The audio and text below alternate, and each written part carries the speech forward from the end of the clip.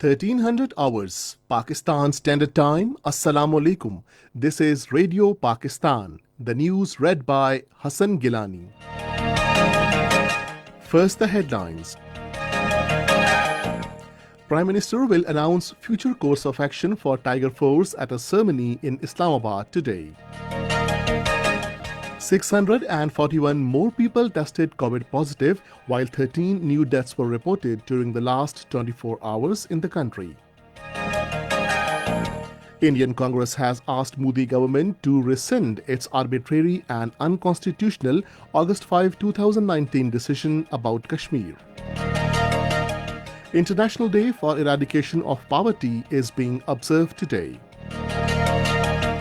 And now the news in detail.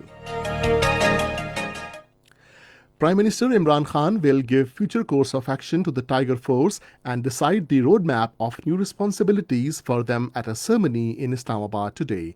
Talking to media in Islamabad, Special Assistant on Youth Affairs Usman Dar said Tiger Force is working as a facilitator to fill the gap of human resource in administration.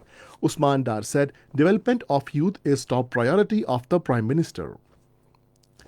Pakistan's ambassador to China, Moinul Haq, says Pakistan and China are all-weather friends who have stood by one another in times of hardship, and their partnership during COVID-19 period has been exemplary. In an interview, he expressed gratitude to China for providing critical support to Pakistan in these difficult times. The ambassador described CPAG as a flagship project of the Belt and Road Initiative and a strong pillar of China-Pakistan relations.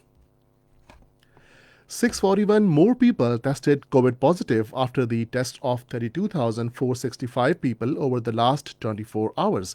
According to the latest statistics, the virus claimed lives of 13 more people during the last 24 hours. The figure of patients recovered from the virus has reached 306,640. There are now 9,174 active cases in the country. At the United Nations, Pakistan has stressed the need for working together and scaling up collective solutions to advance sustainable development. Addressing a virtual event in New York, Pakistan's permanent representative to the United Nations, Ambassador Munir Akram, said promoting a robust multilateral response guided by global solidarity remains at core of our response to current pandemic. Ambassador Munir Akram urged the need to invest in sustainable agriculture-related infrastructure to ensure market access for remote and small-scale farmers in the developing countries. In Indian illegally occupied Jammu and Kashmir, Indian troops in their fresh act of state terrorism martyred a youth in Islamabad district today. The troops killed the youth during cordon and search operation in Larno area of the district. In India, main opposition Congress Party has demanded restoration of Article 370 and rights of people in Indian illegally occupied Jammu and Kashmir. In a tweet, senior Congress spokesman P. Chidambaram said New Delhi must stop looking at parties and people of Jammu and Kashmir as anti-nationals. He said arbitrary and unconstitutional decisions of the Modi government of August 5, 2019 must be rescinded.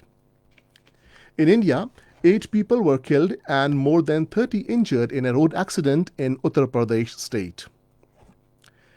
In Azerbaijan, 12 people were killed and 40 others injured due to shelling by Armenia. According to Azeri Prosecutor General's office, the casualties occurred when 2 shells hit a residential building in Ganja city.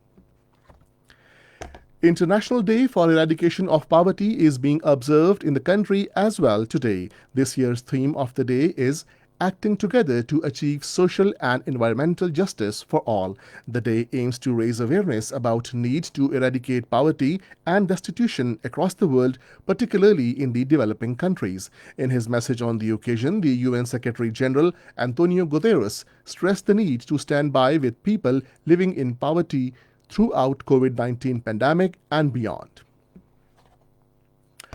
Semi-finals of National T20 Cup will be played in Rawalpindi today. In the first semi-finals, Northern will take on Southern Punjab at 1500 hours, while the second match will be played between Khyber Pakhtunkhwa and Sindh at 1930 hours. And this is the end of the news. For more news and analysis, log on to our website radio.gov.pk and also watch live video streaming of our bulletins on the link facebook.com/Radio Pakistan News Official.